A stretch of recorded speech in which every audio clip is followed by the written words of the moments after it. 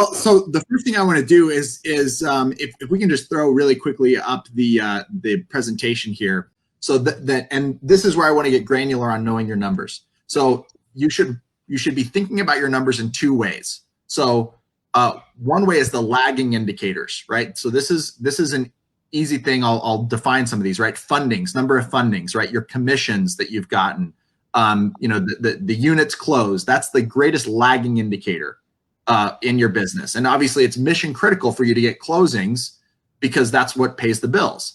But you should also be focused on your leading indicators, right? What actually gets you to the fundings and really back that all the way up, right? So before you can get a funding, right, you need to get a loan locked and in process. And before you can get a loan locked and in process, you need to have a consultation and convert that to a lock. And before you can have a consultation, you need to get leads. So each of those is itself a leading indicator to the following lagging indicator, right? So lead goes to conversion. So the leading indicator is the lead, and then the lagging indicator is the conversion. And you want to measure those two things and then measure your rate of conversion from one to the other. And then even before lead, right, you have your marketing, your prospecting, your solicitation of referral partners. That's all leading indicator activity work that then gets you leads, right? Your database management influences how many leads you get. So when we're talking about knowing your numbers, and to your point, Mark, this is overwhelming. I can feel it through the computer that there are now going, oh my gosh, that's too much, right? That's too much for me to do. But what this comes down to, and the reason business planning is so important, is that you're treating your business like a business, right? And you're laying out the roadmap so that you're converting the chaos of your business into bite-sized chunks that can be attacked. And the other thing that happens when you know your numbers at this level is that you can really find out where the drop-off point is. And what I mean by that is, let's say your goal is to get 12 fundings a month. And you need to get, so many locks, so many consultations, so many leads in order to get to the 12 fundings. Well, it could be that the challenge is that your lead to conversion is really poor, right? Let's say you get 100 leads and you're only converting 15 of them. But then from conversion to you're getting those, and all 15 of those turn into 12 fundings. That's a great pull through from that point on. But you should be asking yourself in this hypothetical example, why am I only converting at 15% of my leads, right? And then you can really get focused on that area of, and again, this is curious, right? You're getting curious about your business. Wow, I'm only converting at 15% lead to consultation. What's going on there? Once I get them on the line, they're in it to win it. But what's happening right here? And that's what knowing your numbers really can do. And your CRM can help you capture the information and then create visualization around it if you've executed it properly. Yeah, I think that, one thing I want to comment on, this takes me back. I was in a core summit. I was listening to Shayla Gifford, and like me, she was talking about just trying to get more and more and more and more leads, because she wanted to close more deals, and 100 leads coming in, converting at 20%. Man, I need to get that to 120, right? So that I can take my 20 deals, and if I get 120 leads, I take it to 24. Well, what she realized when she started to track this conversion rate, which you can easily do with the CRM, is tweaking the conversion rate to 25% versus 20, get you 25 deals with no more leads, right? And I think, as a salesperson, I'm the guy that's like, it's my job to go hunt. I've got to go, bring more food to the table.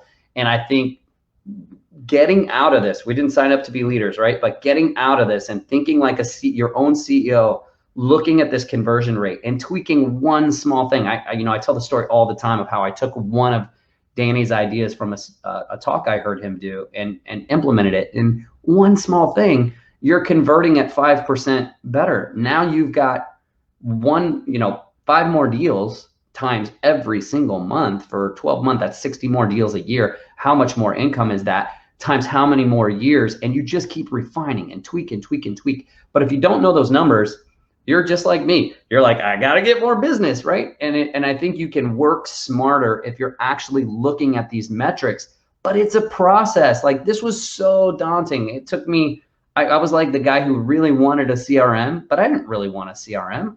It's one of those things that sucks energy away, right? And it wasn't until I figured out how can I implement this thing, but I don't have to like build it and do it. And so it can be done. And these are the things that I mean. You have to really think about it. And anytime that obstacle presents itself, like, oh, this is too overwhelming, I'm just going to stick to my Excel spreadsheets. No, that obstacle is the way.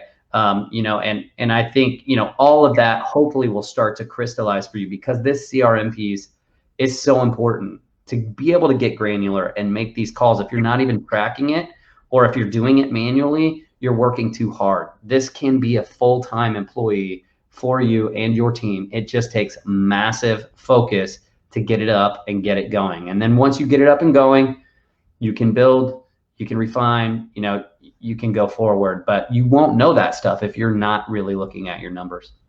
And I guarantee you this too, Mark, anybody that is, you know, growing their business without using tools, technology tools like a CRM, they're missing opportunities.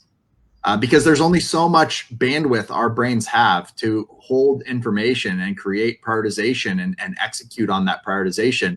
It's just not possible as a business scales to do that without some reservoir for those contacts and those commitments. And the other thing I'll add, and this was kind of transitioning into the next bullet point, which is making a plan, if we want to pull that presentation back up, is that when you're making a plan, right, you have to, you know where you want to go, you know where you are, and then the route you get there is going to be determined by how granular you got with your numbers, right? So it might be, to your point, Mark, that the thing that's going to get you to your 2021 target is actually curating your referral partner base and whittling it down so that you make space for new opportunities, or focusing your energy on those realtors or planners, divorce or real estate attorneys that are providing you the highest converting leads, right? So you can have one realtor in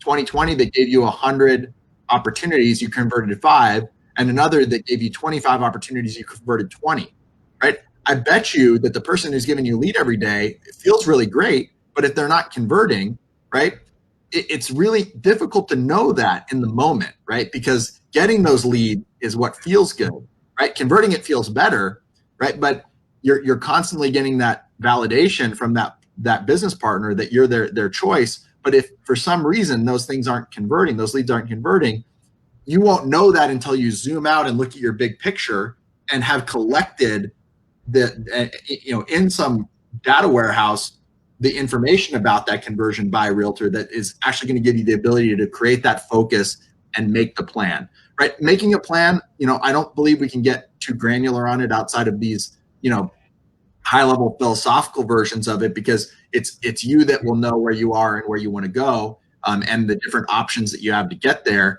But I would just invite you to consider that the better you know your numbers, the more focused you'll be able to be on creating a plan.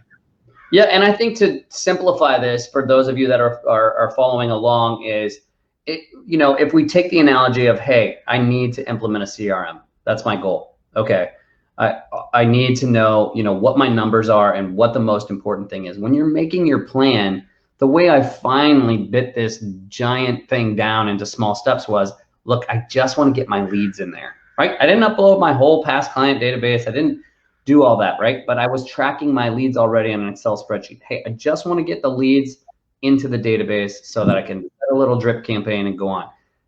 When you make the plan, break down the goal into tiny bite-sized pieces that you can give yourself a victory. Once I got that in there, I was like, okay, I now want all the milestones and the transaction management portion into my CRM. Right? Another little bite-sized piece that you can do. So when you're making the plan on the goal, get these little victories, the sprint goals, as I call them, in your plan, so that you know what you need to do first and second and third, and make it really achievable so that you can get some progress going forward.